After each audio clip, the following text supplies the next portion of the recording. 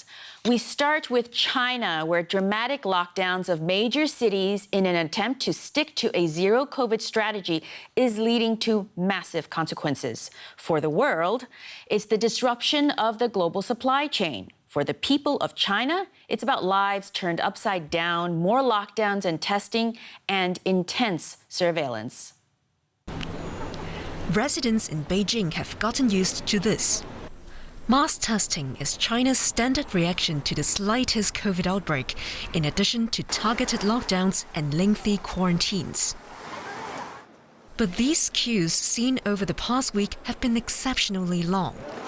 Millions had to get tested following an outbreak related to a bar with over 350 cases. That's a lot by Chinese standard.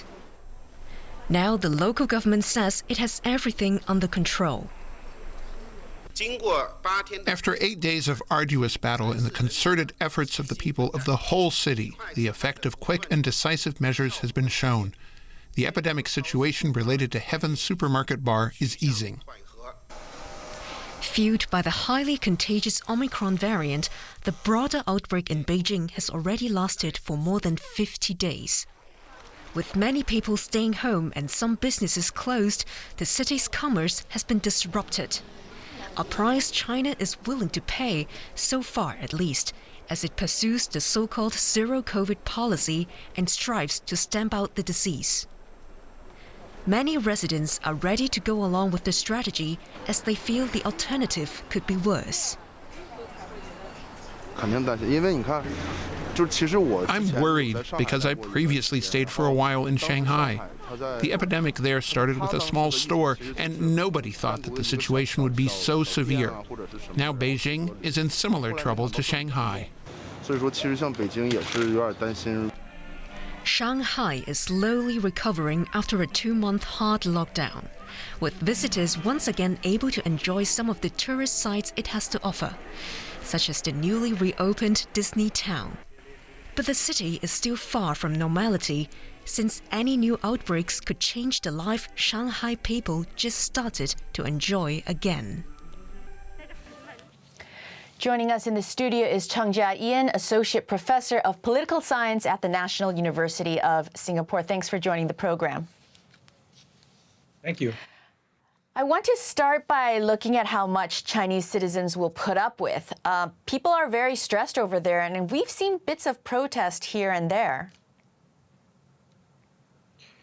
Right. So, I mean, it's, of course, a big question over how stressed and how upset people are. I mean, we've seen sporadic protests here and there over food, over exiting of cordon off areas. So that, I think, suggests a certain level of frustration among the people who've been essentially sort of locked down to maintain the COVID zero policy.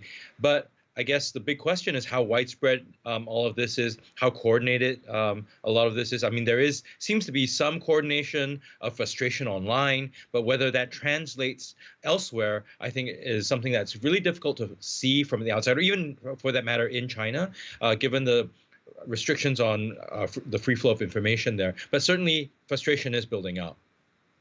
So what's your take on how sustainable this policy will be?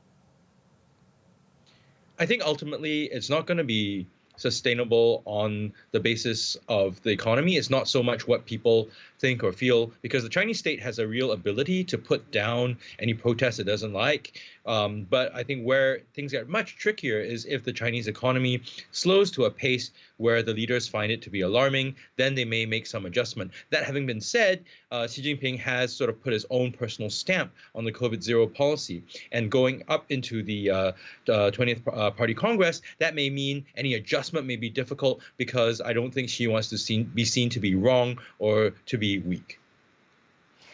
And, I mean, so she kind of owns this. I'm curious, is the government explaining themselves? I mean, most analysts outside the country know this is connected to Xi Jinping's retention of political power. But what is Beijing telling people?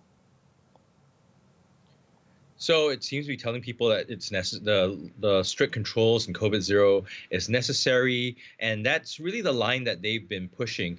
In addition to the vaccination, although I think the degree to which all this is containable, the messages are containable, I think will rest on how much people eventually in China get a sense of what's going on outside, and also how much they're hurting economically. Because ultimately, I think for the current regime, it comes down to what people are feeling in their sort of ability to get on with their daily lives, especially their ability to work, to get jobs. I mean, some of the reporting is that unemployment, income, all that is under quite a lot of stress. So I think it comes down to whether any sort of rhetoric is able to overcome these very realistic pressures that people face, which I think will be difficult once the pressure really comes. Yeah.